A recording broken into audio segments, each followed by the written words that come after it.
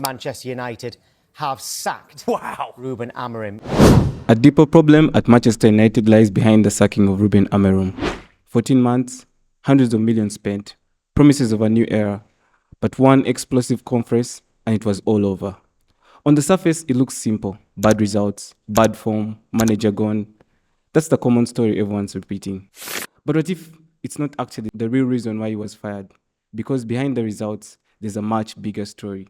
Power struggles inside the clubs, public fallout, tactical refusal to change, and a summer full of A-list managers suddenly available. But here's the key part. Reliable reports suggest that his sacking was never just about the win rate. It was about control, direction, and who really gets to run Manchester United. In this video, I'm going to break down exactly what happened. First, what most fans think caused the sacking. Second, what was really happening behind the scenes. And third, what this means for Manchester United's future, and who might be the next in the dugout. So let's get into the real story behind Ruben Amorim's exit. Let's start with something most fans don't think about. Timing. Not tactics, not formations, timing. This summer, for the first time in years, there's a huge pool of A-list managers either out of contract or likely to be available. We're talking elite coaches with Champions League experience, title-winning resumes, and proven ability to manage superstar egos. Names like Thomas Tuchel, Mauricio Pochettino, Carlo Ancelotti, Oliver Glasner. At a club like Manchester United, with new investors, new directors, and fans demanding for instant progress, you don't ignore that kind of opportunity. United weren't just asking, is Amorim good enough? They were asking, is Amorim still the best option available right now? And that's a very different question. Therefore, his sacking might be less about this isn't working and more about someone we like just became available. Super clubs think like this all the time. It isn't emotional, it is business as usual. But this matters because it tells you something much deeper about Manchester United. The club is no longer operating on patience, it's operating on opportunity. They're not waiting for 3 years for a project. They're hunting instantly available, proven winners. This is the pressure of being a global club. Rebuilds are promised, but shortcuts are always tempting when big names appear. That's only one piece of the puzzle, because even if the market hadn't opened up, Amorim was still facing another problem, one that was impossible to hide at a club as big as Manchester United. Let's talk about that next. One of the biggest misunderstandings around Amorim's time at Manchester United is about control. Modern football clubs rely heavily on a sporting director, the person who oversees the day-to-day recruitment, signings, sales, long-term squad planning. Therefore, a huge part of football success, who joins and who leaves the club, wasn't actually in Ruben Amorim's hands. Jim Ratcliffe had installed Omar Barade as CEO and Jason Wilcox as director of football to create a modern structure where the executive was in charge. But unfortunately, Ruben Amorim was still judged on the outcome of those decisions by fans and press alike. So while fans were blaming the manager for bad transfers, the reality is that much of that responsibility wasn't his to begin with. Amorim arrived believing he was coming in as a manager with influence over the squad, but in practice, he was treated more like a head coach, whose job was simply to work with whatever players arrived.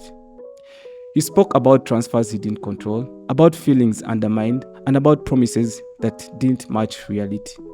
The public frustration wasn't random. It was the result of power being taken away from him. Everything. I came here to be the manager of Manchester United, not to be the coach of Manchester United.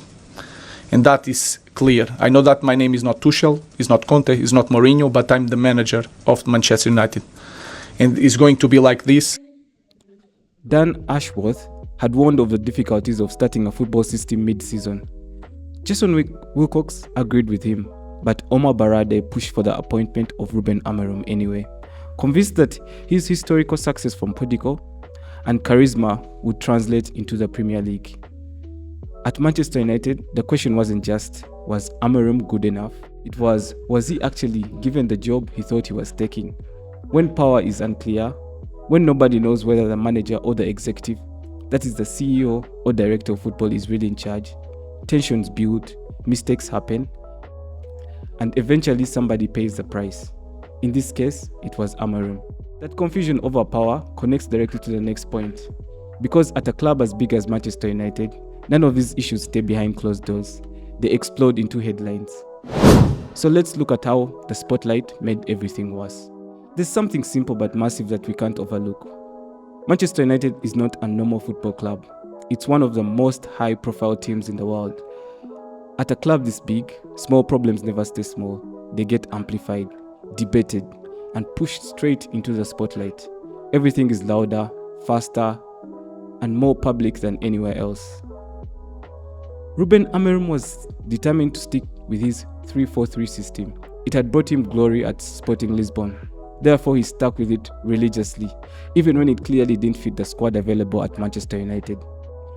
He had even notoriously stated that not even the Pope could make him change his philosophy. But results dipped. The win rate hovered around 38% across all competitions.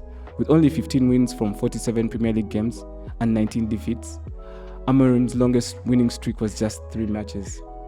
This led to fans questioning the style of play, pundits questioning the direction of the club. Amorim's philosophy and system also muted Manchester United's best players.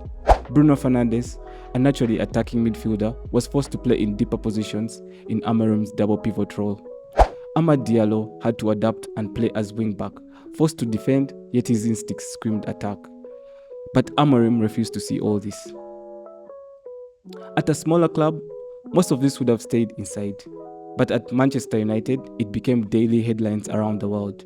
Every disagreement became a story. Every bad result became a crisis. The writing on the wall came when Manchester United drew 1-1. And a routine meeting held afterwards between Amorim and the director of football, Jason Wilcox, for a tactical debrief turned into a firestorm. When the conversation turned to his devoted 3-4-3 system and the demand for tactical flexibility. Furious and frustrated, Amorim pulled out of the scheduled broadcast interview that day, and Lisandro Martinez had to step in to cover. Things had reached the tipping point. Then came Amorim's standing news conference rant. But if you put all these points together, the timing of elite managers becoming available, confusion over who really had control, and the pressure that comes with Manchester United being a global club, the sacking starts to look far less surprising. But the real question now is, what happens next? And did Manchester United actually learn anything from this? Now that Ruben Amorim is gone, Manchester United have entered their 7th managerial appointment since Sir Alex Ferguson retired in 2013. Darren Fletcher steps in as a temporary caretaker, but he's not even considered as a candidate for the interim role till the end of the season. The next few months matter more than they look on paper. United are chasing the place spot, likely enough for Champions League football, but they're in a real battle with clubs like Chelsea. This isn't just about pride. Qualifying for the Champions League will shape the entire summer. The manager they can attract, the players they can sign, and the direction the club takes from here. Amorim was not just sacked because of bad results. But now I want to hear from you. Do you think Manchester United made the right decision? Should Amorim have been given more time? Are the current owners fixing the club or making it worse? But most importantly, who do you think should be the next manager? If you enjoyed this deep dive, make sure to like this video, subscribe for more breakdowns just like this, and hit the bell so that you don't miss the next chapter in this crazy Manchester United story. Thanks for watching, and I'll see you in the next one.